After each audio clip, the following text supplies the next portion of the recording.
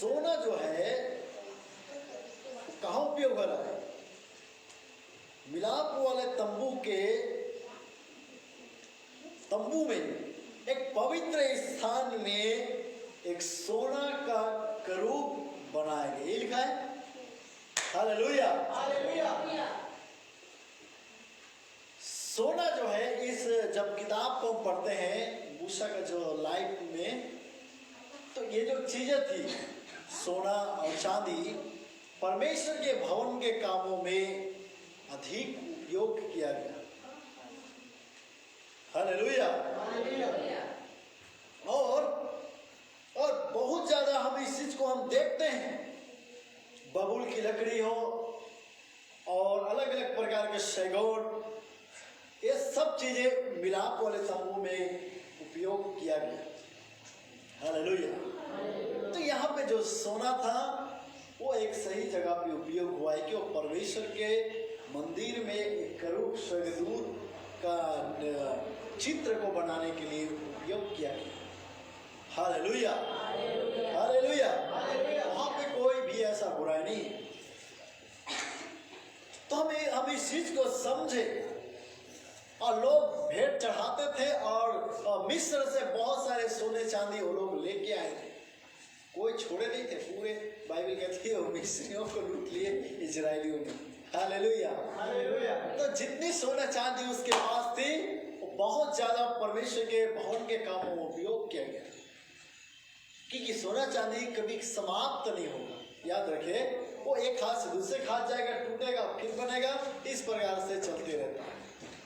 शायद आप लोग के पास होगा, हो सकता है उसी समय का भी हो, कोई नहीं जानता। सही है। Hallelujah, hallelujah. तो हम इस चीज को समझे और जाने कि परमेश्वर के वचन में इस चीज की महत्व क्या है। हालेलुया। और उसकी कितनी महत्व है और उसकी कितनी मान्यता है हम जान पाते हैं। और यही चीज जब परमेश्वर का जो भवन है नए यरूशलेम के अंदर इस सोने चांदी और बहुमूल्य पत्थर से बनाया हुआ चित्र के बारे में बाइबल बताती है। सोने की सड़कों के बारे में चांदी और बहुमूल्य पत्थरों से बनाया हुआ है। Hallelujah, hallelujah. और पुराने नियम में इसी सोने चांदी के द्वारा लोग एक दूसरे के पाप को भी क्षमा करते थे। याजक को पैसे देके बोलते थे कि मेरे लिए प्रार्थना करना, मेरा पाप बंद ढापा जाए, छुड़ाया जाए, या किसी जानवर के द्वारा हो या सोने चांदी के द्वारा और पैसों के द्वारा।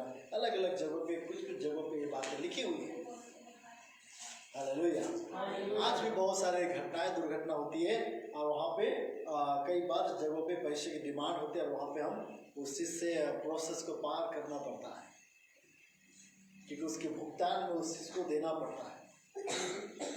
तो उस समय में भी एक व्यक्ति के पापों के लिए भी इस प्रकार की व्यवस्था थी और लोग करते थे।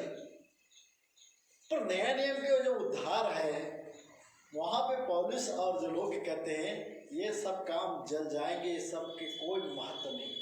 हालेलुया। सोने चांदी से उद्धार नहीं है। ये नया नियम स्पष्ट से कहता है एक वस्तु है, एक व्यक्ति की जरूरत है।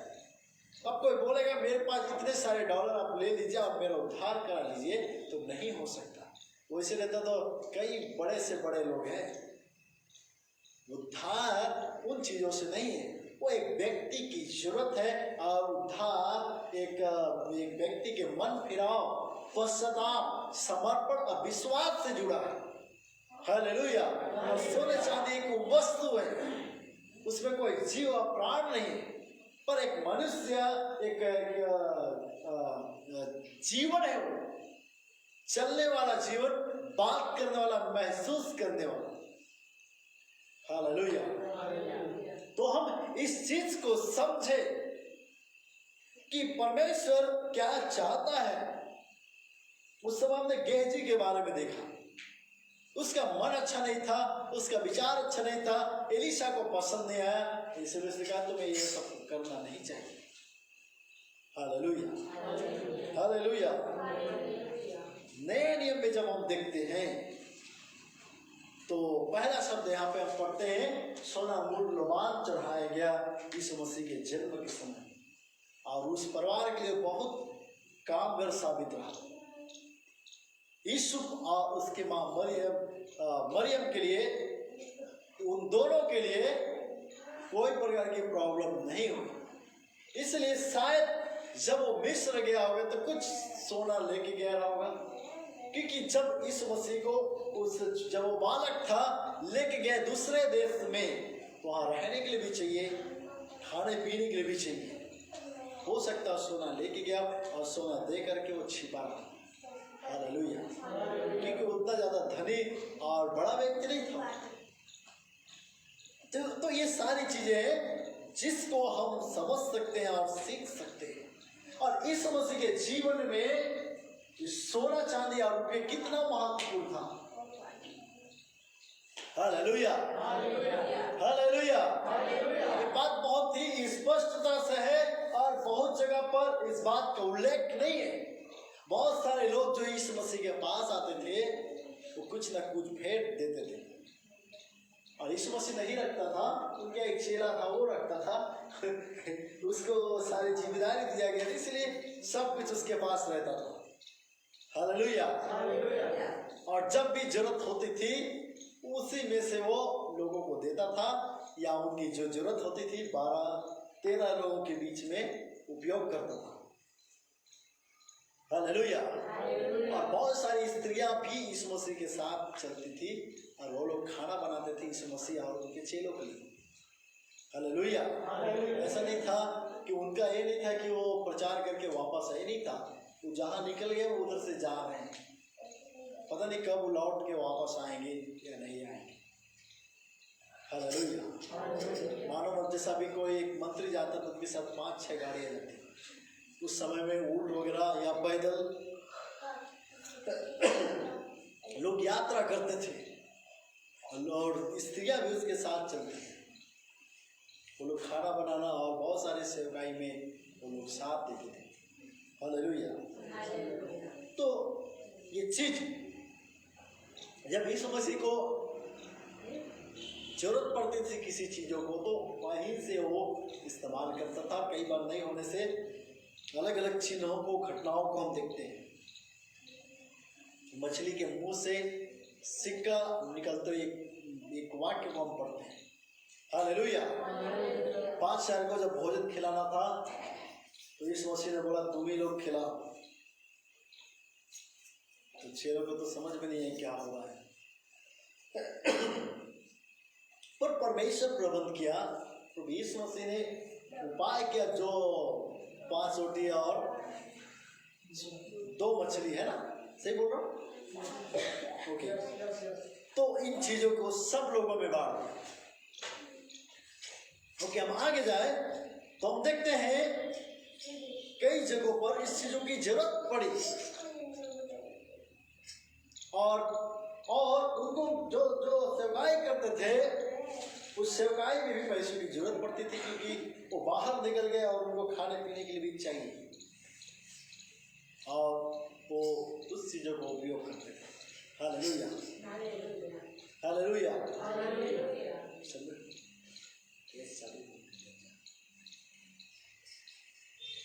तो हम इस चीज को ध्यान दें कि किस प्रकार से चीजें जो है धन परमेश्वर की आशीष से मिलती है।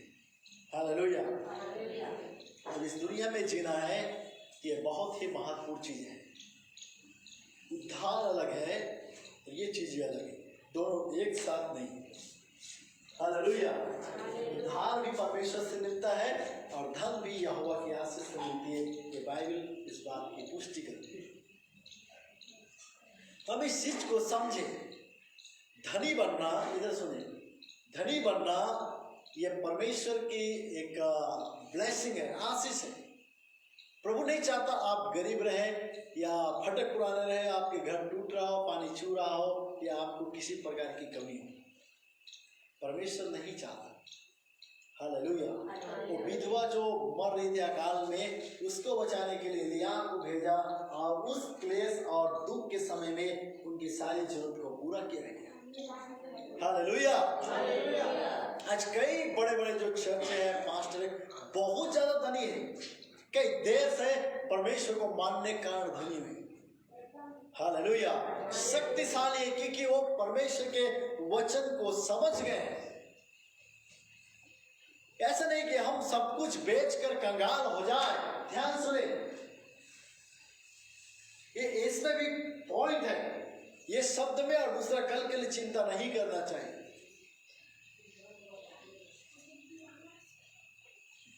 परमेश्वर नहीं चाहता आप कंगाल हो। हालेलुया।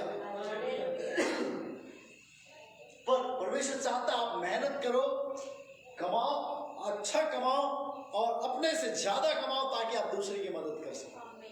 हालेलुया। हालेलुया। ये एक मसीहत सिखाती है, एक सिद्धांत है कि आप इतना कमाओ कि आपकी जरूरत पूरा हो और सामने वाले 2-4 लोगों की मदद कर सको। हालेलुया। जितना जगह पे सेवकाई चल रहा है वो यही है। वो जरूरत से ज्यादा काम करते हैं या इनकम ज्यादा है, इसलिए वो लोग बाकी चर्च, कलीसिया, परिवार के वो लोग हेल्प करते रहते हैं। हालेलुया। कोई पैसा, एक पैसा आसमान से नहीं गिरा आज तक। हालेलुया। ऐसा मत सोचे कि आसमान से भी बारिश होती है, पैसे नहीं होती है। हालेलुया।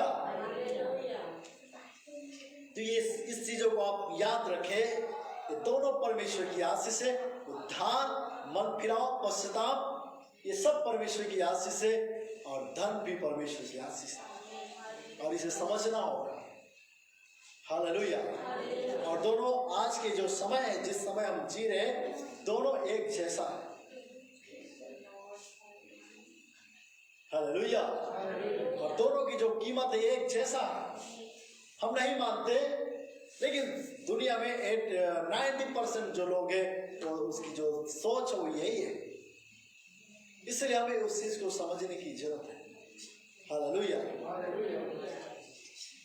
और एक समय था, हम एक पद पढ़ेंगे, यशायाह 52 का 3 और 55 का 1 पढ़िए।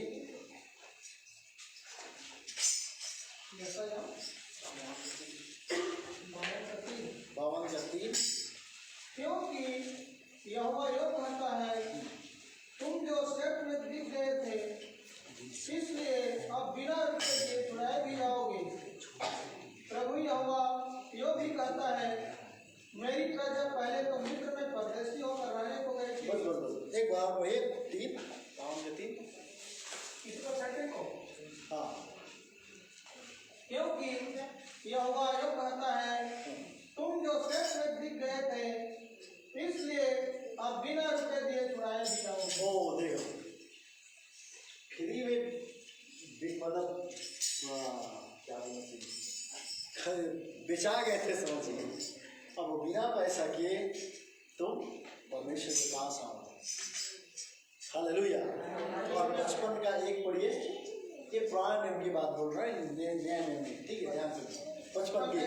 हाँ। अहो सब प्यासे लोगों, पानी के पास आओ। पानी के पास आओ। और जिनके पास रुपया ना हो, जिनके पास रुपये नहीं है, तुम भी आकर मोल लो। तुम भी आकर मोल लो और खाओ। खाओ। दास मधुर दूध बिना रुपये और बिना दाम के आकर ले लो। ये उस समय था जब भयंकर अकाल और दुख और मुसीबत में लोग अपने जीवन को व्यतीत कर रहे थे। ये जो 2 भविष्यवक्ता थे, यशायाह और यिर्मयाह, उसका जो समय जो था बहुत ही कठिन समय में ये भविष्यवक्ता लोगों ने अपना कार्य को आरंभ किया। हालेलुया। हालेलुया। इसलिए आपको समझ में नहीं आता जब आप ये बाइबल को पढ़ते हैं, यशायाह और यिर्मयाह की किताब, एक कठिन समय में जहां हर जगह निराश है, मृत्यु है, अकाल है, दुख है, मरी है, महामारी है, उस समय में यशायाह कहता है, तुम तो बिना पैसा के चले गए थे, अब बिना पैसे के तुम उद्धार के पास आओ और तुम्हें सब कुछ मुफ्त में मिलेगा, जो जिसके लिए तुम आंसू बहाना पड़ता था। हालेलुया। हालेलुया। तो उस समय के लोगों के लिए वो आशीष हुआ। उस समय के लोगों के लिए वो ब्लेसिंग था, उस समय के लोगों के लिए एक बड़ा ही एक चमत्कार था। हालेलुया। तो परमेश्वर को हम धन्यवाद करते हैं कि वो किस प्रकार से हमारे जीवन के अंदर में काम करता है और किस प्रकार की वो आशीषों को हमारे जीवन में देता है। आप बैठ जाइए। हालेलुया। हम ध्यान सुने कि उस क्लेश में परमेश्वर ने उन लोगों को बचाया, वो परमेश्वर आज भी उससे भी बड़ी विपत्ति में भी बचाने की शक्ति रखता है। Hallelujah, hallelujah. और इस चीज को हमें समझना होगा और कभी भी जहां पे ध्यान सुनिए, जहां पे परमेश्वर इस प्रकार की आशीषों को देता है और जहां बुराई ना हो, पाप ना हो, तो निश्चय ही आपको काम करना चाहिए। Hallelujah, hallelujah. और हमेशा एक मसीहियों को एक दूसरे के प्रति सेवा, प्रेम, आदर, नम्रता और हेल्पफुल होना चाहिए, मदद करने वाला होना चाहिए। तो हमें इस प्रकार की बातों को मानना चाहिए। हालेलुया। प्रभु कभी नहीं चाहता आप गरीब हो। आप ध्यान सुनिए, ठीक है। आप उस जगह पे या मैं उस जगह पे पैदा हुआ जहाँ बहुत सारी प्रॉब्लम थी, समस्या थी,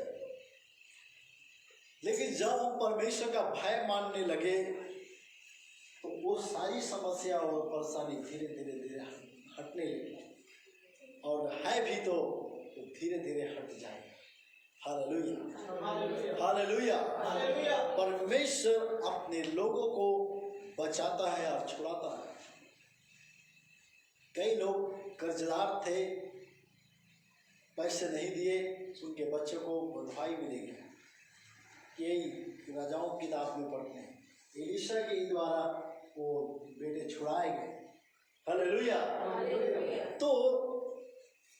तो हमें इस चीज को समझना होगा कि परमेश्वर की आशीष क्या है और परमेश्वर की अनुग्रह हमारे लिए क्या है। हालेलुया। हम एक वचन पढ़ेंगे, उत्पत्ति 42 अध्याय 27 पद से पढ़ेंगे। ये थोड़ा लंबा विषय है और इसको करके हम समाप्ति में हो जाएंगे। 27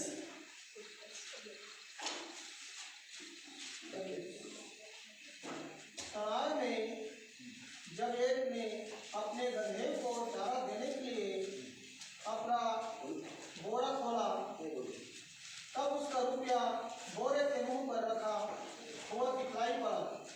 हाँ, पढ़ते जाइए। तब उसने अपने भाइयों से कहा, मेरा रुपया तो लौटा दिया गया है, देखो वह मेरे बोरे में है।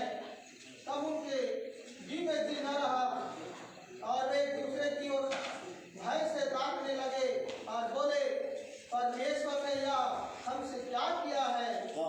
तब वे कनान देश में अपने पिता याकूब के पास आए और अपना सारा वृत्तांत उसे इस प्रकार सुनाया। ध्यान सुने, ध्यान से सब लोग। हाँ बोलिए, पढ़ते जाइए। Hallelujah, hallelujah. जो पुरुष उस देश का स्वामी है, उसने हमसे कठोरता के साथ बातें की और हमको देश के भेदिया कहा। तब हमने उससे कहा, हम सीधे लोग हैं, भेदिया नहीं। हम 12 भाई के एक ही पिता के पुत्र हैं। एक तो जाता रहा, परंतु छोटा इस समय कनान देश में हमारे पिता के पास है। तब उस पुरुष ने, जो उस देश का स्वामी है, हमसे कहा, इससे मालूम हो जाएगा कि तुम सीधे मनुष्य हो। तुम अपने में से एक को मेरे पास छोड़ के अपने घर वालों की भूख मिटाने के लिए। जो लोग पढ़े हैं 37 से 50 तक, उनको सबको याद है स्टोरी। Hallelujah, hallelujah.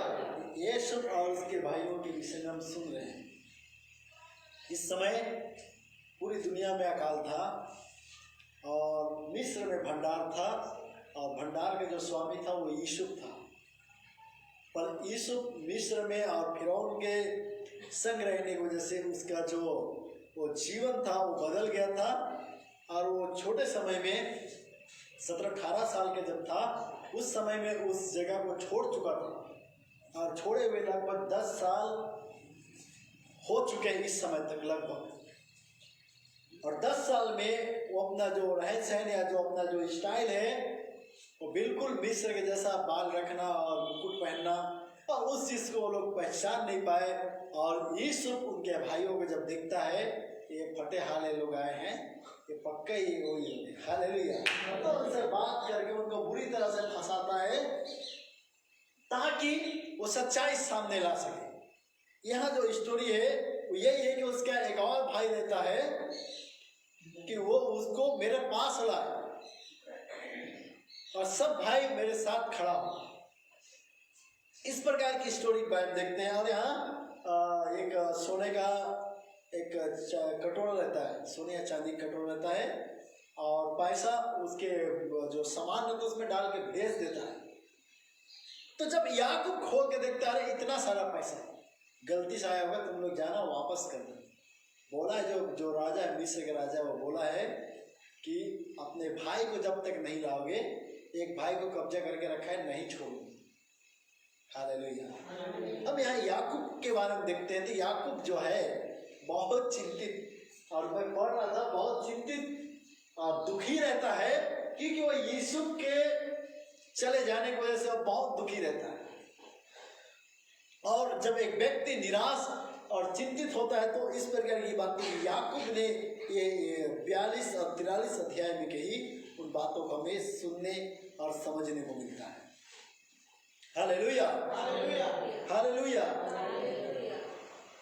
हम इसका पढ़ेंगे 6 और 7 पर, 43 अध्याय 6 और 7। तब इज़राइल ने कहा, तुमने उस पुरुष को यह बताकर कि हमारा एक और भाई है, क्यों मुझसे बुरा बर्ताव किया? उन्होंने कहा, जब उस पुरुष ने हमारी और हमारे कुटुंबियों की स्थिति के विषय में इस रीति से पूछा, क्या तुम्हारा पिता अब तक जीवित है? क्या तुम्हारे कोई और भाई भी है?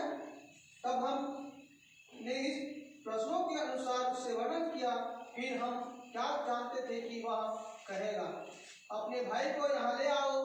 फिर यहूदा ने अपने पिता इस्राएल से कहा, उस लड़के को मेरे संग भेज दे कि हम चले जाएं। इससे हम और तू और हमारे बाल बच्चे मरने ना पाएंगे, वरन जीवित रहेंगे। मैं उसका जामीन होता हूँ, मेरे ही हाथ से तू उसको वापस लेना। यदि मैं उसको तेरे पास पहुँचाकर सामने ना खड़ा कर दूँ, तब तो मैं सदा के लिए तेरा अपराधी ठहरूंगा। और कहता उसके 2 बच्चे रहते हैं, यदि मैं नहीं आया तो तुम इसको घात कर देना। तो वो जो परिवार थी, जहाँ पे स्थिति थी, बहुत खतरनाक था। Hallelujah, hallelujah. जो भाई थे वो क्रूर थे, और याकूब जानता था ये लोग सही व्यक्ति या मेरे सही संतान नहीं है। हालेलुया। आगे जब हम जाते हैं तो उनके साथ भलाई होती है, उनके द्वारा बचाया जाता है। यहाँ सीखने योग्य बात ये था कि यूसुफ ने किस प्रकार से उनके पिता, उनके भाई और उनके जो कुटुंब के जो लोग थे उनको बचाया। हालेलुया। अन्न से और जो कुछ उन्होंने मिस्र में इकट्ठा किया था धन, उस धन के द्वारा अपने पिता, अपने भाई और अपने परिवार के लोगों को बचा लिया। Hallelujah, hallelujah. शायद लगभग 70 ऐसे कुछ लोग थे जो लास्ट में मिस्र पहुंचाए गए। तो इस प्रकार की चीजें हम यहाँ पे देखने और समझने के लिए मिलता है। तो परमेश्वर की जो आशीष है एक व्यक्ति के लिए, वो है उद्धार पाने के बाद परमेश्वर के राज्य के वारिस बन जाते हैं, और जो कुछ परमेश्वर का है उस पे हमारा हिस्सा हो जाता है। इसलिए हम इस चीज को समझे और जाने कि परमेश्वर का जो प्रेम है या परमेश्वर की जो आशीष है वो बहुत बड़ा है। हालेलुया। हालेलुया। इसलिए परमेश्वर ने अब्राहम को, इसहाक को, याकूब को, यीशु को आशीष दिया और वो महान व्यक्ति बने। हालेलुया। हालेलुया।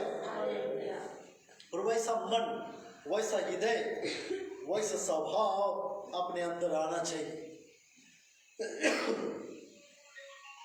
उस प्रकार की जो समर्पण उन्होंने किया, अब्राहम ने, इसहाक ने, याकूब ने, यूसुफ ने जो वेदनाओं को सहा। हम बहुत जगहों पर कठिनाई को सहना नहीं चाहते, हम उस दुखों को उठाना नहीं चाहते, हम हमेशा जिम्मेदारियों से भागते हैं। हालेलुया। परमेश्वर चाहता है उसके राज्य, उसकी सेवकाई, उसके लोगों के भार को उठाए। हालेलुया। पुराना नियम में जो सुलेमान ने जो बैल तैयार किया था, उस बैल का जो प्रतीक था वो एक सेवक को दिखाता है। जिस प्रकार से एक भरा हुआ जो गाड़ा है, इसको इंग्लिश में क्या बोलते नहीं पता, बैलगाड़ी को जिस प्रकार बैल खींचता है, उसी प्रकार एक सेवक परमेश्वर के भंडार को लेकर या परमेश्वर की कटनी को लेकर चल रहा है। वही जिम्मेदारी हम सबके ऊपर है। हालेलुया। इस चीज को हमें समझने की जरूरत है और हमें आवश्यकता है कि परमेश्वर किस प्रकार की अनुग्रह को हमारे जीवन में देता है। हालेलुया। परमेश्वर चाहता है आपकी हर एक जरूरत पूरा हो, आपकी हर एक प्रॉब्लम ठीक हो, आप कभी कर्जदार ना रहे, आपको कोई प्रकार की समस्या और परेशानी ना हो। उसके बदला आपको कुछ भी देने की जरूरत नहीं है। परमेश्वर ये नहीं कहता बहुत सारे चीज लेके आओ। प्रभु जानता है आपकी और मेरी परिस्थितियों को और समस्याओं को। हालेलुया। पुराने नियम में लोग भेंट और बलिदान चढ़ाते थे, इसलिए क्योंकि वहाँ एक भवन था, एक मंदिर था और उसमें जरूरत थी क्योंकि बहुत सारे लोग उस पर काम करते थे। इसलिए कहा गया सारे दसवांश भंडार में लाओ। हर व्यक्ति को 10वां हिस्सा देना पड़ता था, लेकिन नए नियम में इस प्रकार की कोई व्यवस्था नहीं है। अब ध्यान सुने, दसवांश देना है या नहीं है, इसकी कोई ये नहीं है, मान्यता नहीं है। और उन चीजों को आप दे तो अच्छा है, ना दे तो भी अच्छा है। आपके लिए वो कोई मजबूत वादा ऐसा कुछ भी नहीं है। हालेलुया। यरूशलेम की कलीसिया पे जब अकाल पड़ा तो लोगों ने चंदा किया, चंदा करके यरूशलेम को भेजा गया कि वहां प्रॉब्लम है, समस्याएं हैं। चंदा करना अलग है, दसवांश देना अलग है, भेंट देना अलग है। हालेलुया। यदि आपके पास है तो आप मतलब बिना कुड़कुड़ाए आप परमेश्वर के लिए दे सकते हैं, और नहीं है तो आप परिश्रम करें। हालेलुया। हालेलुया। परमेश्वर के जो वचन है नए नियम के अंदर में इस प्रकार की कोई बातें नहीं है। हालेलुया। और संडे जो हम चंदा उठाते हैं इसके बारे में भी कोई व्यवस्था नहीं है। ध्यान से नहीं, आप दे तो अच्छा है, नहीं दे तो अच्छा है। लिया और दिया इसलिए जाता है क्योंकि जो व्यक्ति कलीसिया चला रहा है वो अपनी जरूरत को उससे पूरा करे। इसलिए हर एक चर्च कलीसियाओं में इस प्रकार की व्यवस्था पाई जाती है। हालेलुया। क्योंकि चर्च के अंदर बहुत सारे काम होते हैं। और ध्यान से मैं जब से आया पिछले टाइम से लेकर ये जो बाउंड्री और ये फर्श और जो भी था वो सब कुछ करने में बहुत पैसा खर्च हुआ। तो इस चर्च से नहीं था, दूसरा चर्च से कोई व्यक्ति जो देते रहते हैं, जो जॉब वगैरह करते हैं, वही पैसा था। हालेलुया। क्योंकि उनको पता है कि कोई मिनिस्ट्री कर रहा है तो उनको हेल्प करना चाहिए। हालेलुया। और हमारे पास भी होता था, हम भी किसी की हेल्प कर देते हैं। तो इस प्रकार की चीजों से कलीसियाएं और आज की सेवकाई चल रही। इसके लिए कोई स्पेशल गवर्नमेंट या फंड ऐसा कहीं भी नहीं है। हालेलुया। हालेलुया। बहुत सारा पास्टर अलग अलग जगहों पे बहुत सारे दुख मुसीबत को उठा रहे हैं। इसमें कोई शक नहीं है, या दुख का कोई ऐसा बात नहीं, या आनंद की भी ऐसी कोई बात नहीं। हर एक जगह पर अलग अलग प्रकार की कंडीशन है, परिस्थितियां हैं। हालेलुया।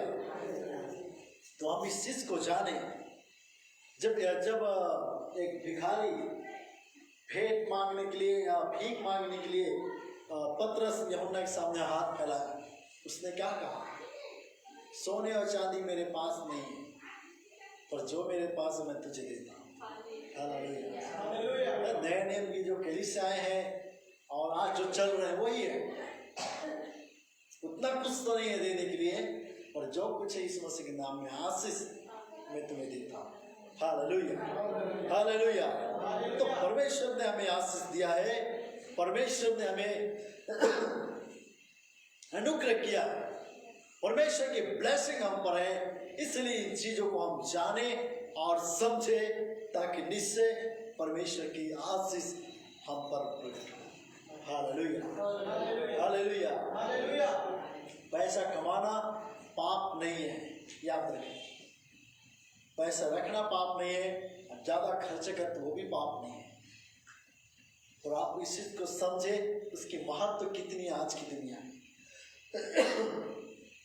आप बचत नहीं करेंगे, बचा के नहीं रखेंगे, आपके जीवन में कोई बड़ी समस्या आएगी तो आपके लिए बहुत सारा प्रॉब्लम का आपको सामना करना पड़ सकता है। इसलिए बचत जो है बहुत जरूरी है। हालेलुया, परमेश्वर का वचन भी सिखाता है। तो ऐसा कोई नया या ऐसा कोई गलत चीजें नहीं है कि आपके पास आप पैसा ना कमाया, कल के बारे में आप चिंता ना करें, आपको करना होगा। Hallelujah, hallelujah. नहीं करेंगे तो आपकी जो संतान है, आपकी जो लोग हैं, वही बोलेगा तुम कैसे बाप हो। हालेलुया। कई लोग सुनते हैं, वैसे ही बोलते तो आप कैसे पापा हो, अब ये नहीं कर पाते हो, इतना कुछ करने के बाद भी सुनना पड़ता है। हालेलुया, क्योंकि लोग आस पास देख रहे हैं और हर बच्चे एक दूसरे बच्चे को देखते हैं और नोटिस करता है किसके पास अच्छा चीज है, और जो अच्छा है उसी को डिमांड करेगा, उसके पास ये अच्छा चीज है मुझे भी चाहिए। और नहीं दोगे तो बोलेगा तुम कैसे बाप। हालेलुया। तो वो जमाना, वो समय नहीं है लोग पैदल चलते थे, नहीं है। ऐसा रहा तो बहुत सारी समस्याओं का आपको सामना करना पड़ेगा। हालेलुया। मेहनत करना, परिश्रम करना, और जो जमाना जो चल रही है उसके साथ चलना हमें बहुत ही जरूरी है। हालेलुया। आपकी क्लेश को, आपके दुख को आने वाला पीढ़ी समझ पाना बहुत मुश्किल है। हम भी आगे जो जिन्होंने दुख उठाया वो नहीं समझ पाते हैं, क्योंकि हम जब वो दुख उठा रहे थे, शायद हम नहीं थे दुनिया में, या उठा रहे थे, या हम जब आए तो हमें समझ में नहीं आया वो क्या कर रहे थे। सिर्फ हमारे साथ भी हुई है, हम जो संघर्ष कर रहे उनको नहीं पाना। आज जो चल रहा है वो उनको आज के समय के अनुसार चाहिए। हालेलुया।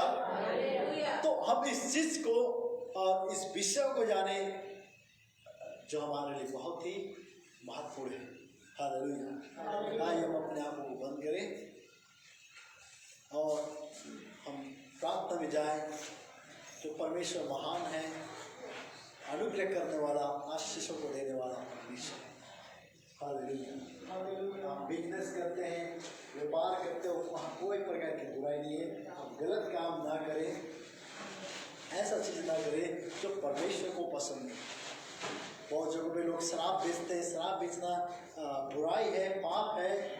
किसी को नशे की ओर धकेलना एक बुरी आदत है, और ये आपका बिजनेस नहीं है, ये पाप कमाने के जैसा है। इसलिए वो उन कामों को ना करें जो परमेश्वर पसंद नहीं करते। आप मेहनत करें, खेती बाड़ी करें, और कोई काम है वो करें, जॉब करें, और छोटे मोटे जो धंधा पानी बिजनेस, वो सब चीज़ें आप कर सकते हैं, हर टाइम कर सकते हैं। आपके लिए कोई प्रकार के ऐसा प्रबंध नहीं है कि रात हो गया, 9 बज गया, मुझे नहीं करना, ऐसा कुछ भी नहीं है। आप हर टाइम कर सकते हैं। हालेलुया। बाइबल कहती है परिश्रमी हर प्रकार से, हर एक स्थितियों पे हमको मजबूत होने की जरूरत है। हालेलुया। जब हम परिश्रमी नहीं बनते, जब हम मेहनत नहीं करते और आराम से बैठ जाते हैं बाकी लोग, तो समस्याएं आनी शुरू होती है। बाइबल कहती है आलसियों के बारे में, आलसियों के बारे में बाइबल कहती है उसका कंगालपन, उसकी घटी वो हथियार बन के समाना पड़े। परमेश्वर वचन कभी नहीं कहता आप आलसी बनो या लालची बनो या लोभी बनो या दूसरे की संपत्ति के ऊपर आपकी नजर जाए। परमेश्वर वचन कहता है आप धनी बनो, इतनी ज्यादा कि आप बहुत सारे लोगों की मदद कर सकें। यीशु मसीह का जीवन दूसरों के लिए था। अब याद रखें, हम जिस प्रभु को मानते हैं और जिस प्रभु के लिए आज बैठे हैं, उसका कथन या उसकी शिक्षा यही है, वो हमारे लिए और उन सब लोगों के लिए आखिरी संसार से मृत्यु को प्राप्त कर लिया। Praise the Lord. Hallelujah. Glory परमेश्वर, धन्यवाद देते हैं, धन्यवाद देते हैं। हालेलुया। मन की सच्चाई, कभी भी बहुत ज़्यादा संपत्ति हो, धन हो या उतनी ज़्यादा चीज़ें हो, तो हमें कभी भी घमंड करने की जरूरत नहीं है। हमें कभी भी फेक करने की जरूरत नहीं है। Hallelujah. Praise the Lord Jesus. Hallelujah. धन्यवाद देते हैं, धन्यवाद देते हैं।